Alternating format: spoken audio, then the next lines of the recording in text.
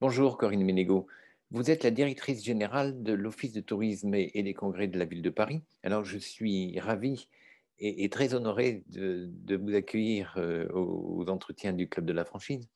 Alors évidemment, on ne va pas refaire le constat de la situation du commerce à Paris, mais est-ce qu'on peut avoir quelques perspectives sur le retour des tourismes? Parce que évidemment, cela aura un impact sur la vie de nos commerces, de nos restaurateurs et toutes ces professions qui sont durement impactées par la situation sanitaire. Je pense que sur 2021, ça va encore être très compliqué parce qu'on va quand même être sur un public encore très local, avec peu effectivement de visiteurs internationaux. Après, 50% des touristes à Paris sont quand même des Français, hein, donc viennent du territoire national. Donc cela pourrait revenir quand même, en plus effectivement du local. Après, tout va dépendre de l'ouverture des frontières et surtout des capacités, je dirais, des moyens en fait, qui vont être mis à disposition des gens pour voyager, aussi bien en termes d'aérien, train, mais surtout aussi en termes de contraintes. C'est-à-dire, est-ce qu'il faut 3 tests PCR Eh avant oui. d'arriver et une quinzaine à l'hôtel avant de repartir, ou est-ce qu'on est dans une logique beaucoup plus fluide à partir du moment où on sera un peu plus ouvert avec de la vaccination plus poussée, etc.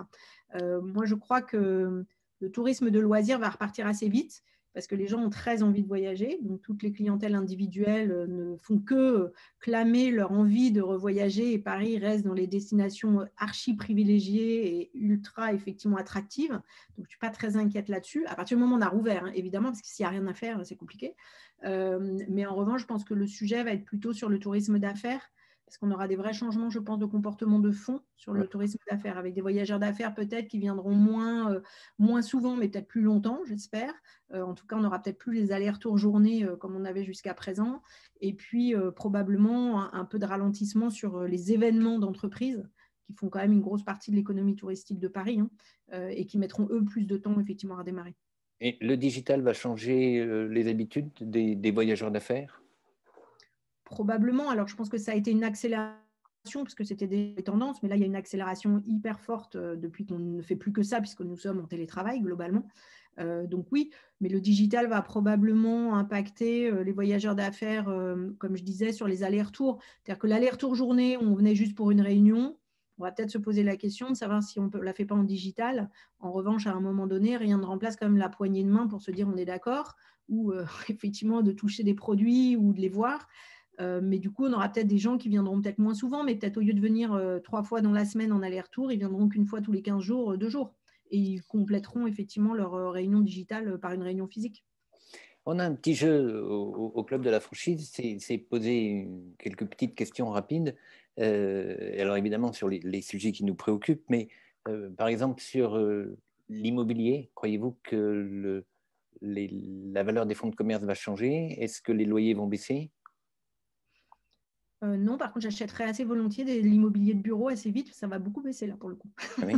Et croyez-vous en l'économie circulaire pour rénover le commerce parisien? Oui, bien sûr, je pense que c'est une tendance lourde de toute façon et une vraie attente des consommateurs. Donc, on n'aura pas le choix, on sera obligé d'aller dans cette direction. Il y a un autre sujet qui préoccupe les gens, c'est la déspécialisation des commerces. Beaucoup de commerces vont ou ont fermé, malheureusement. Est-ce qu'on ne risque pas de se retrouver avec des bureaux ou avec des appartements à la place des commerces? Alors, bureau, je ne pense pas, parce qu'on n'est pas plutôt, on n'est pas vraiment dans une logique de développement de bureau en ce moment. Si, parce qu'il y a Je ne crois pas. beaucoup de sièges sociaux ont décidé de réduire leur surface. Oui, tout à fait. Et le télétravail ne va pas revenir, on ne va pas revenir en arrière, même si évidemment on ne sera plus à 100% de télétravail, mais l'équilibre sera forcément très différent de ce qu'on a vécu auparavant. Donc pas de bureau, peut-être probablement du logement, et c'est quand même aussi une volonté de la ville, mais après c'est une vraie volonté aussi de la ville de privilégier le commerce indépendant et donc de pouvoir vraiment sauvegarder les centres-villes avec tout l'attrait qu'on peut avoir, notamment dans une ville comme Paris, avec la diversité des commerces. Donc j'ose espérer qu'on se battra pour que ce soit le cas. Et croyez-vous en une relance rapide de la restauration à partir du moment où ce sera autorisé? Je pense oui, avec encore des différences peut-être par typologie d'établissement. Alors déjà, les restaurants rapides n'ont pas beaucoup, en tout cas moins souffert que les autres, évidemment, hein. Je crois que leur activité globalement a à peine baissé de 20% ou quelque chose comme ça, donc c'est pas, enfin, c'est beaucoup moins. Alors après, ils doivent se réinventer un peu avec le télétravail, évidemment, dans les zones de bureau. Sur les restaurants de quartier, je pense qu'ils vont repartir assez vite parce que les gens ont très envie de retourner au restaurant. Et je ne crois pas qu'ils soient très inquiets. Et d'ailleurs, pour preuve, dès que ça a été ouvert, à certains moments, les gens sont quand même rués dans les restaurants. Le phénomène des terrasses également est un vrai sujet, je pense, très attractif aussi pour les visiteurs et pour les consommateurs qui peuvent du coup profiter de ces espaces-là, qui sont des espaces éphémères, plus si éphémères que ça, mais en tout cas qui donnent en plus une vraie dynamique à la ville, donc c'est hyper intéressant. Après, les restaurants, la restauration qui était très axée sur la partie très touristique pure et dure, parce que dans des quartiers purement touristiques, je pense à la place du Tertre, un peu dans le Marais en partie, Notre-Dame, etc., eux vont avoir plus de mal, sauf s'ils se réinventent sur une clientèle locale, ce qui est une opportunité aussi pour eux de changer un peu leur carte et leur méthode de travail.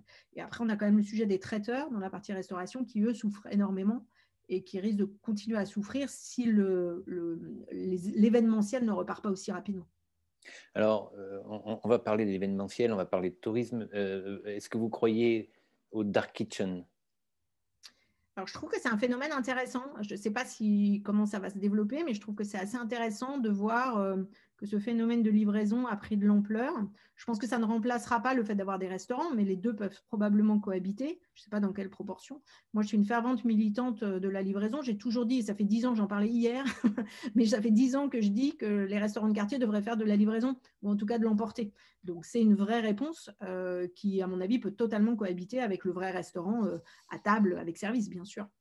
Avant de parler d'un petit peu de tourisme, de savoir si les gens vont venir, quelle est votre plus grande inquiétude pour notre avenir très prochain? Alors, sur le sujet, effectivement, quand même touristique, je pense que la plus grande inquiétude, c'est comme je le disais un peu en introduction, c'est le tourisme d'affaires. En fait, je pense que la reprise du secteur événementiel va être assez longue, compliquée, malheureusement, et que du coup, on a un enjeu sur l'ensemble de la filière qui m'inquiète. Donc, le fait de vouloir faire des événements va être un moment, un sujet pour arriver à comprendre comment on peut les faire, malgré une situation sanitaire qui, certes, va s'améliorer peut-être, mais peut-être pas non plus aussi rapidement qu'on le souhaiterait. Donc, comment on apprend à vivre avec ça tant qu'on n'est pas sorti d'affaires, pour ne pas tout arrêter pendant encore des mois. Alors bon, je vous ai demandé quelle était votre plus grande inquiétude, et maintenant, quel est votre plus grand souhait? Et bien qu'on puisse rouvrir notamment nos espaces culturels et nos restaurants, parce que sans ça, la capitale perd quand même un peu de son attrait et de son charme. Ça fait quand même partie du côté convivial, effectivement, de Paris qu'on aime tous.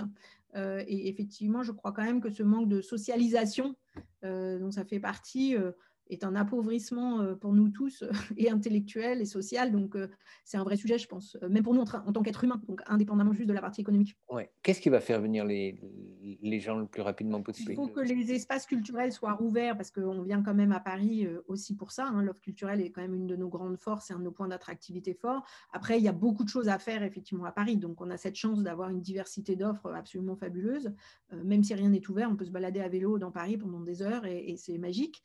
Maintenant, sans restaurant, je pense que c'est extrêmement compliqué parce que aller à l'hôtel sans pouvoir dîner au restaurant ou pouvoir profiter de notre savoir-faire gastronomique, c'est quand même un vrai manque, je dirais, et une vraie. Enfin, donc, on a vraiment besoin de ça, en fait. En plus, avec les congrès et puis les Jeux olympiques qui sont un peu loin encore, mais etc., il y a quand même plein de perspectives sur un avenir touristique. Oui, après, je pense que de toute façon, l'avenir touristique n'est pas une inquiétude pour Paris en Ah. tant que tel. Ça a toujours été une destination privilégiée.